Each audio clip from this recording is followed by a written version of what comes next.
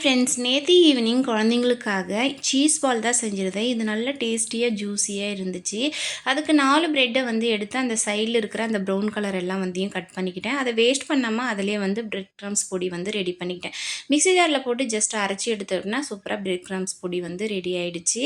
ஒரே ஒரு முட்டையை வந்து உடச்சி விட்டுக்கிட்டேன். அதில் கொஞ்சமாக சால்ட்டும் போட்டு அடித்து வச்சுக்கிட்டேன். இன்னொரு பாத்திரத்தில் கொஞ்சமாக தண்ணியை வச்சுக்கிட்டேன்.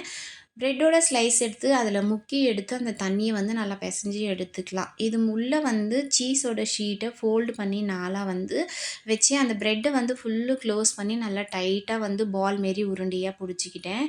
முட்டையில் போட்டு ஒரு முக்கி எடுத்துக்கிட்டேன், நல்லா எல்லா இடத்துலையும் படுற மாதிரி. அதுக்கப்புறம் ப்ரெட்டோட பொடியில் வந்து நல்லா கோட்டிங் பண்ணிவிட்டு சூடாக இருக்கிற ஆயிலில் மிதமான தீயில் இந்தமாரி கலர் வர அளவுக்கு பொரித்து எடுத்துக்கிட்டேன்.